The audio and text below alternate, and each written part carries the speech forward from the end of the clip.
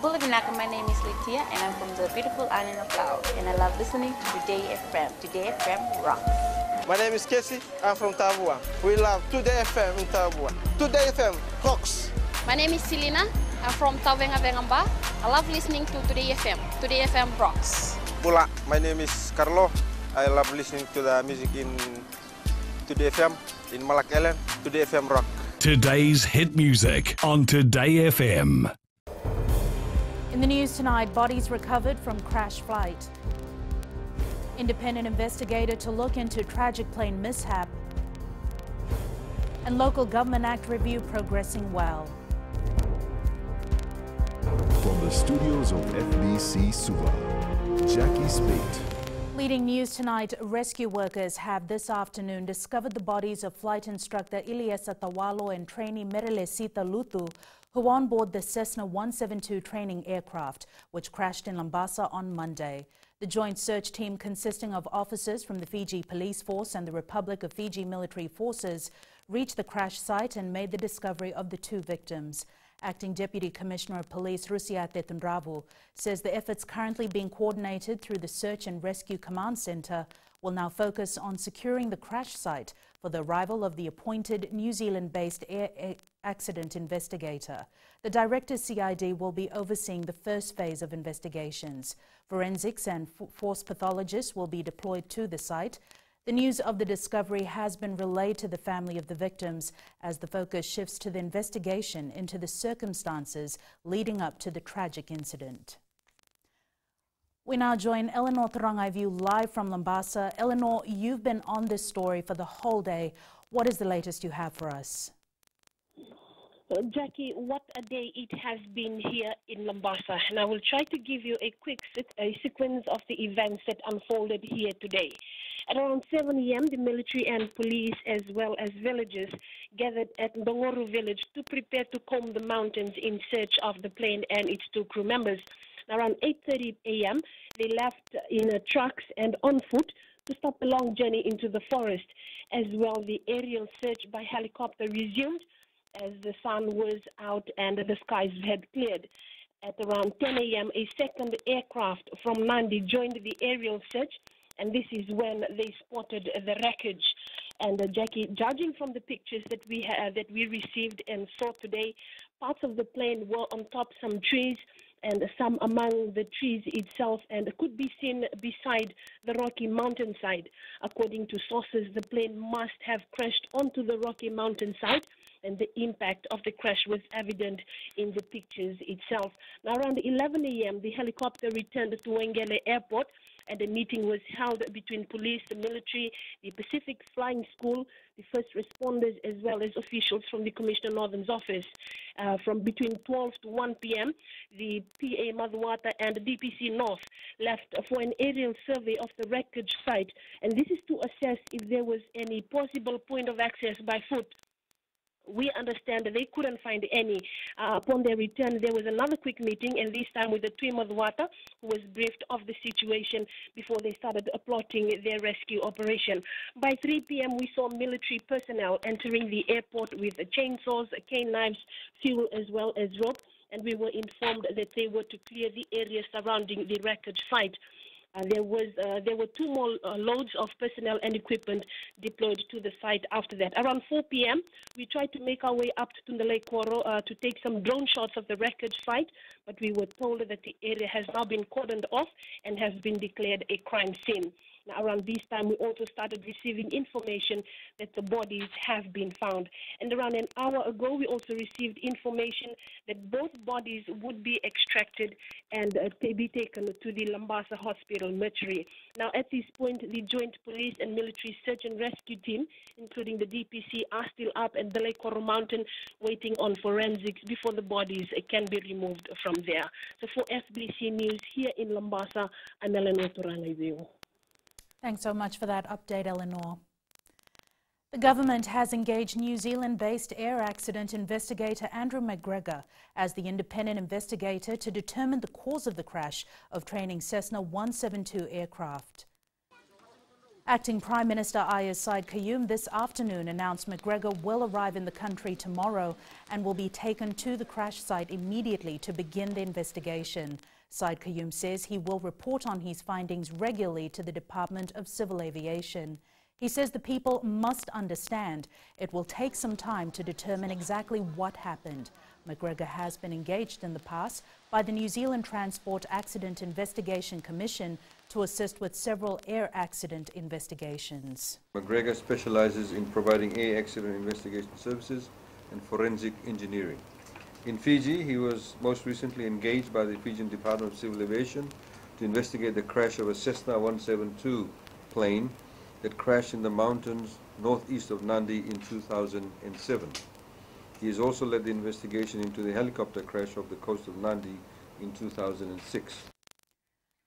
We now join Akosita Thale, who is outside the residence of Merelesita Lutu. Jackie, we are currently outside trainee pilot Merelesita Lutu's residence, and since the news broke out, we have tried to get comments from the family. However, we have been told to give them some time as they're still trying to come to terms with the news. Earlier today, we were here at the residence where we were told by the parents and the sister that Lutu was a very bubbly person and a very outgoing person, and is also the youngest of 5 siblings. Meanwhile, in the last few minutes, the Pacific Flying School has confirmed that there were no survivors from the accident from the Cessna 172 aircraft that was found this afternoon. However, they have given full assurance that a full investigation will be carried out. Also, a delegation from the Pacific Flying School has visited the families of the 2 pilots to offer their deepest sympathies and support. Jackie. Thank you so much for that, Akosita. The comprehensive review of the outdated 1972 Local Government Act is progressing well.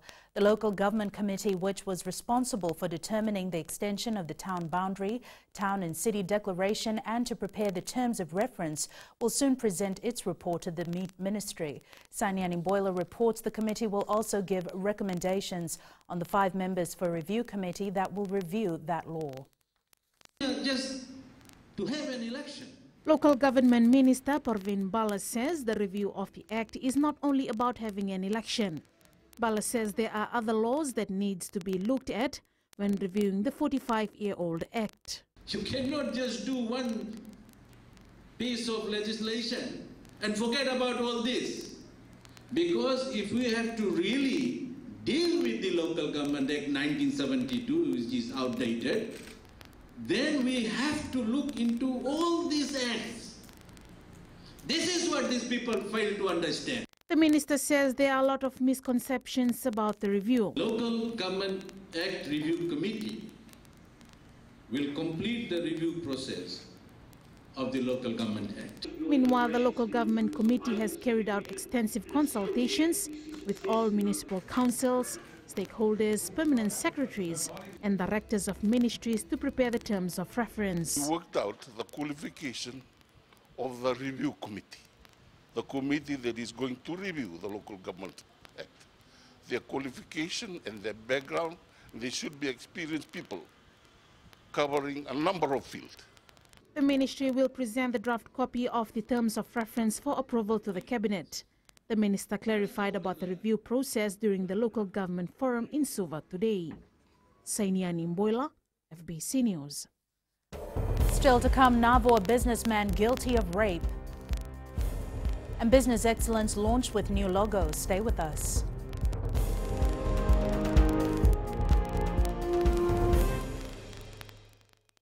Bula, kera mai singatoka, kera ndo talita kana varorong na Radio Fiji 1 ndo mai viti. Ayaw na rin siya. Kombinasyon mo sekolah untuk talita kana Radio Fiji 1 ndo mai viti. Kaya kuyaga sila tale, nagurara may naomanyi, nandunga. Gitu talita jadi ang gitu pinasabale, nagundurong varorong na Radio Fiji 1 ndo mai viti. Na Radio Fiji 1 ndo mai viti na bonga ni BNN.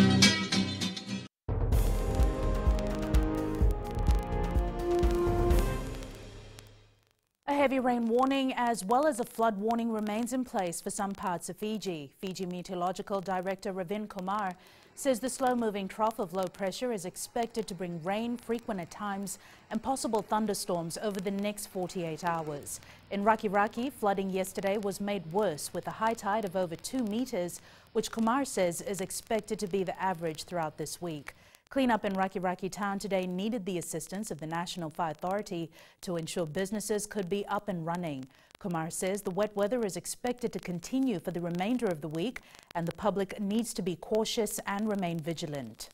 Of low pressure that is slow moving over Fiji has brought rain in the past 2 days, and it will continue to bring more rain tonight and tomorrow. The areas where the heavy rain warning is for the Vanua Levu, Taveuni and nearby smaller islands, Lau Lomai Viti Group, northern and eastern parts and interior of Viti Levu, Kandavu and nearby smaller islands. In these areas, we expect to have periods of rain, heavy at times, and a few thunderstorms. Navua businessman Govind Sami has been found guilty of 2 counts of rape and 1 count of indecently annoying a person. The Suva High Court judge concurred with the opinion of the 3 assessors who earlier this afternoon returned with unanimous opinion and found Sami guilty of the 3 counts. The incident happened between July 2014 and October last year 2016 when the woman was employed as a maid at the 62-year-old's farmhouse in Navua. Sami has been remanded and will be sentenced tomorrow. Fiji National University launched its annual Fiji Business Excellence Awards last night, which will culminate with the awards event in November. Maggie Boyle reports the new logo celebrating 2 decades of recognizing local businesses was also unveiled last night. The FBEA is a platform for businesses to showcase their organizational prowess, and into its 20th year, it continues to stamp its mark. It takes a national commitment to build a nation, and a growing national productivity. All of us, producers, retailers, wholesalers, government officials, labor, the financial community, the business community, employee organizations, the education sector, trade unions, and consumers have to be fully engaged in this effort. Facilitated by the Fiji National University, the awardees have been the who's who of the business arena. Over the last 20 years, 238 awards have been presented to around 116 applicants. Awards have been awarded to organisations from both the public and the private sector, large and small organisations, local and international companies. And as a member of the Asia and Pacific Organization, the FBEA ensures international best practices are upheld. The APOs supports member country to institutional building, research, policy advice, and advanced budget planning. Meanwhile, the FBA's new logo symbolizes unity, commitment, and community. Its gold coloring representative of a new era and new dimension of innovation and excellence. Maggie Boyle, FBC News. The world's most powerful non-nuclear icebreaker, the U.S. Coast Guard Polar Star, is on a friendly visit to Fiji. Commissioned in 1976, the Seattle-based vessel is designed for operation in both polar regions, having recently been in Antarctica. Akusita Tale toured the vessel, which is berthed at the Suva Wharf. The United States Coast Guard heavy icebreaker is in Suva to conduct some logistics, pick up supplies and have a few days rest before it leaves for home in Seattle. We're going to get supplies, parts. We had a couple of casualties to our engines and some of the components on the ship, so we're having parts sent down here so that we could fix the repair. The Polar Star travels every year to break open a resupply channel to McMurdo Station, the largest Antarctica station accessible by ship. This year they chose Fiji for some sun. We pick a track on the way home. Last year we stopped at Tahiti. This year we're stopping in Fiji. It's a place that seems like a very warm and welcoming country. A lot of the people on the ship were interested in going here. They haven't been here, and it's an opportunity for us to meet new people. The Polar Star recently completed a mission in the Antarctica, and the 150-member crew is visiting Fiji for the first time. They will depart on Friday. Akusita Tale, FBC News. In sports coming up ahead, weightlifters ready for Commonwealth Games after their golden lift in Australia. But up next is Rachel with the latest in business. Thanks, Jackie. Good evening. Coming up in business tonight, retirement insurance policies top demands. And in Go in Fiji, Shangri-La Resort opens new Italian restaurant. Stay with us.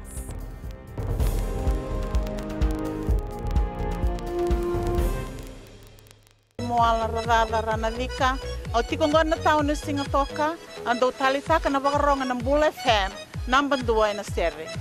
Ya dora subuli kurna bili. Iborani batukara hambara binaranga. Do talitakina na wakaronga ng Bull FM number 2 na sere. Bula. Bula FM number 2 na sere.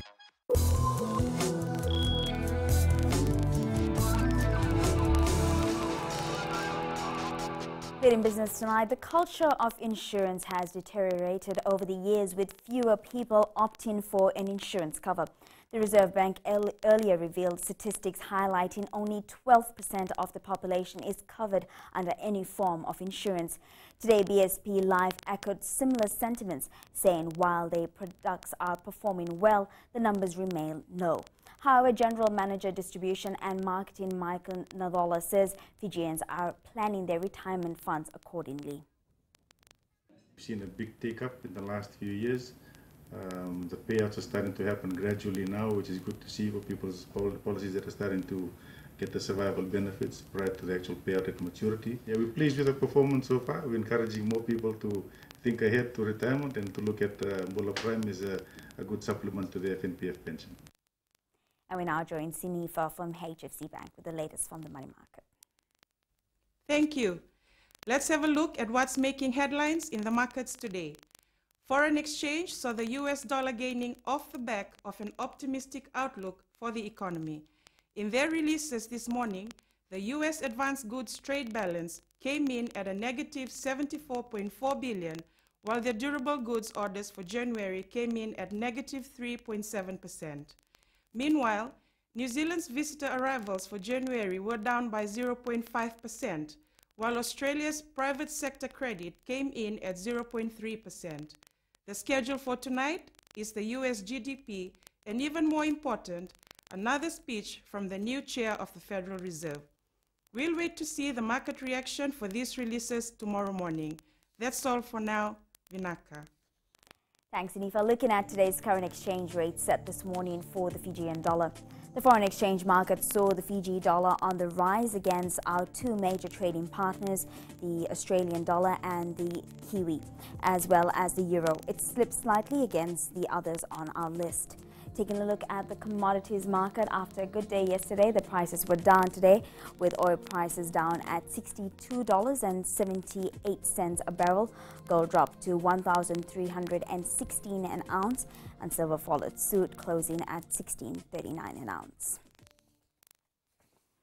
And in Go in Fiji tonight, the Shangri-La Fijian Resort and Spa has relaunched its Golden Curry Italian restaurant and the lounge. The restaurant and the lounge underwent a multi-million-dollar refurbishment. Alinkin Bia has more.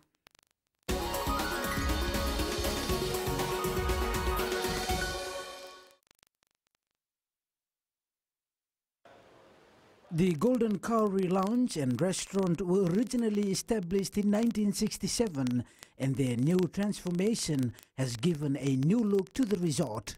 And today, with the renovations, which you will see how extensive and how beautiful it is now compared to it was. Not that it was not beautiful, it just age that we need to look into, improve and renovate the place. Formerly known as the Black Marlin Bar, the new Golden Curry Lounge comes with Fijian cultural elements. And also the Golden Curry Lounge, which is something that we want not our guests to enjoy it, but to let Fiji know that this restaurant has meant more than anything to us. For barman Emmanuel Mikaere says the opening of the restaurant brings new opportunities. I think so. It's time for us to have this development, and we need it because we have. I know that we have a great opportunity in here at Shangri-La Fijian Resort, especially at Yanuda, because we have an island on its own, which is connected to the mainland. The Golden Curry restaurant is headed by Italian chef Bruno Bettinazzi and a team of 8. Ali Kimbia, FBC News.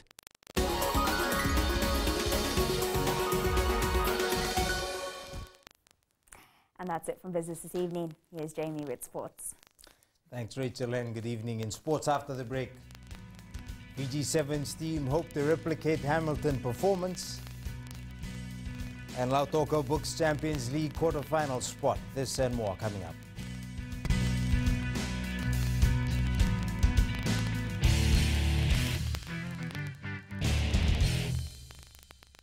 मैं Premila वायरुकू recce recce से सुबह मेरी आँख खुलती है तो मैं मिर्ची एफएम सुनती हूँ।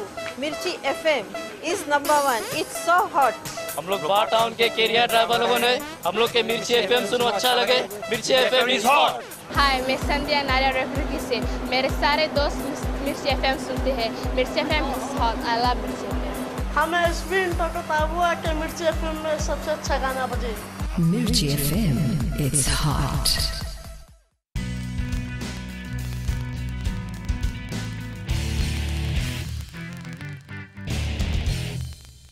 The Fiji Airways 7 side hopes to improve its position on the World Rugby 7 Series points table after the Las Vegas tournament this weekend. The side is currently third with 62 points, behind New Zealand, who has 69, while South Africa maintains the lead with 77 points. Vaisnav Prasad with more.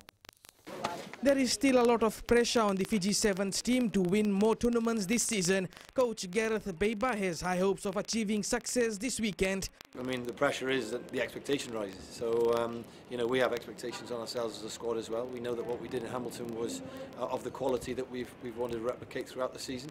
We have to go and do it again this weekend. And an old adage in rugby is you're only as good as your last game. Beiba says the 5-day camp at the University of Arizona has been a fruitful one. A good mechanism for us to get our focus and prepare with the 13 boys that we've got before we got to here in Vegas. The team has believed to have acclimatized well and ready for an action-packed weekend. The big thing was obviously climate and altitude, very similar to here, so that's why we chose that area, and I think we've benefited a lot and moved on, and it prepares us well coming into this week of Vegas.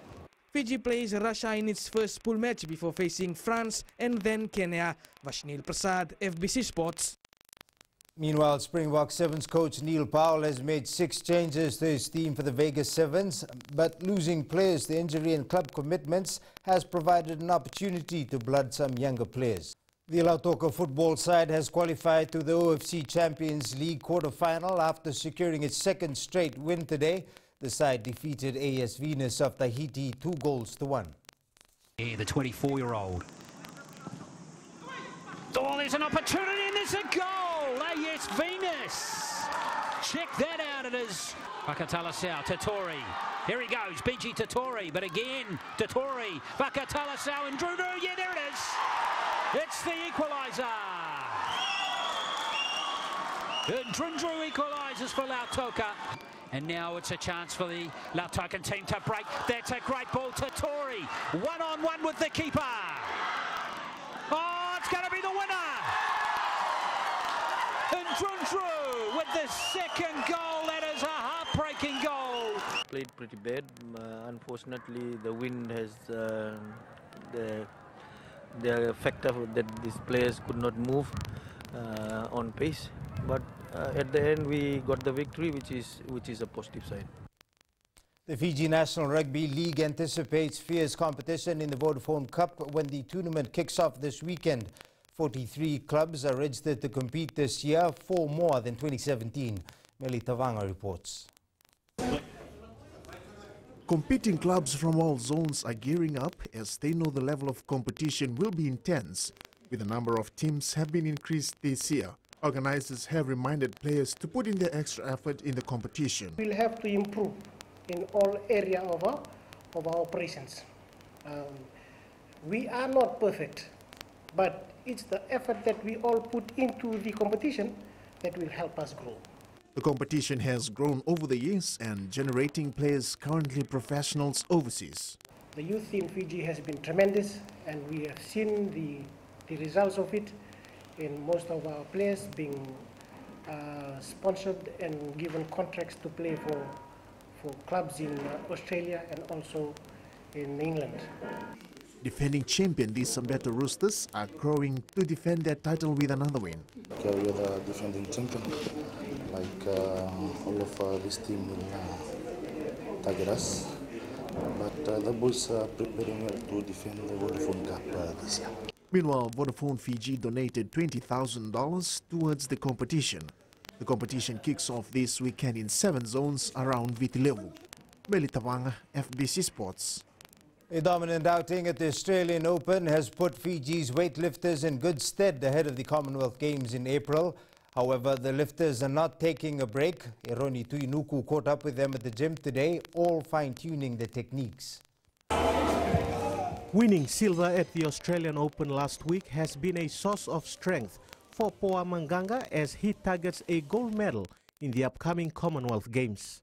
To do my best and have to show, have to know what how long I've been training, how hard I've been training. 27-year-old Apollonia Baibai says despite winning gold in Australia, she knows she has more to offer before the Games. I'm working hard on it, try to maintain my performance from now till the Commonwealth Games. So. Meanwhile, Manueli Tulo says his shoulder injury will not be a barrier to his dream of winning a medal. 1 month to the Commonwealth Games and I got an injury, but I'm still focused. Fiji weightlifters have 1 solid month to prepare themselves for the Gold Coast Commonwealth Games held in Australia from the 4th to the 15th of April. Eroni Tuinuku, FBC Sports. That's it from sports tonight. Angie joins you later on with weather, and in the world of the weird and the wonderful, ancient Mayan mathematical methods are making a comeback in classrooms of their Yucatan descendants. Find out more after the break.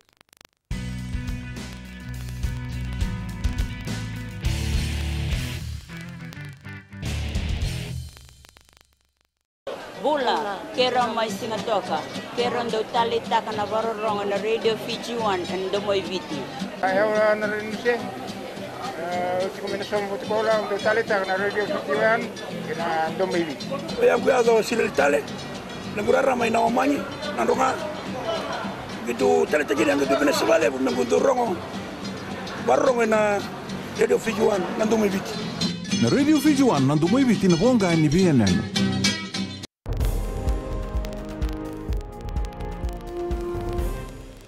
New media tonight, Vivo Apex concept phone has a pop-up selfie camera.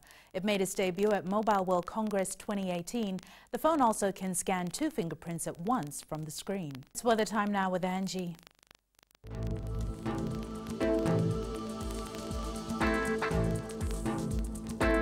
Hello there and welcome to the Weather World. It's the hump day and we have another 2 more days to go. I'm always hyping you up for the weekend, but keeping the weather conditions in mind, it might just be wet. We'll check out the details later, but first up, looking in the west.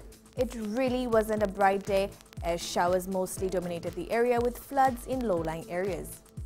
Eastwards from Peck Harbour to Suva, it was mostly cloudy with few light showers indicated for tonight. And up north, showers throughout can be expected for tonight as well. At sea, northerly winds 20 to 25 knots with rough seas.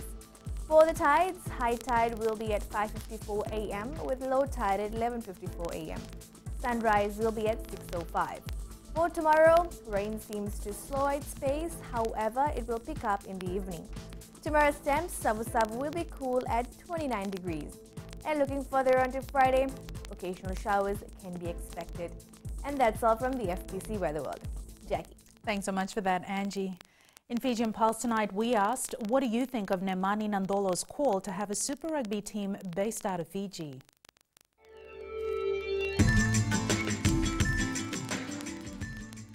Yes, I think we should, because it will be good for the team. Yes, we should have a team because it will help our local players. I believe there should be a Fiji team in the Super Rugby competition. I think it's a good idea because to take part in the Super Rugby team because majority of the Fijian boys are playing in overseas. Great opinion because you know Fiji got talent and everyone has been looking forward for this to come over.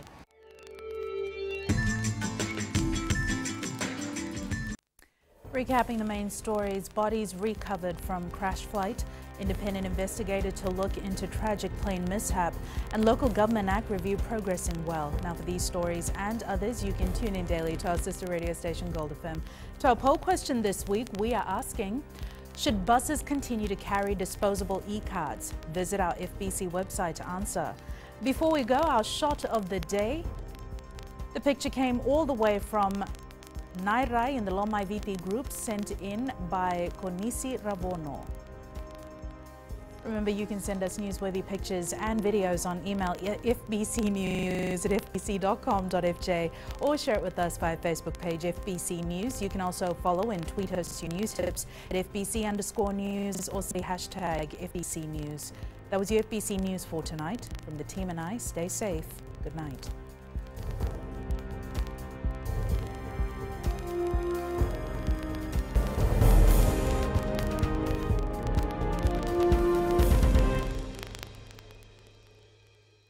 Wrong on the Radio Fiji 1 and Domoy Viti.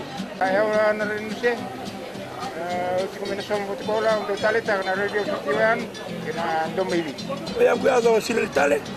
Nagurara may naomanyi. Nandunga. Gitu talita gini ang dupin sa bale pag nagunto rongo. Barong na Radio Fiji 1 na Domoy Viti. Na Radio Fiji 1 na Domoy Viti na ponga ni BNN.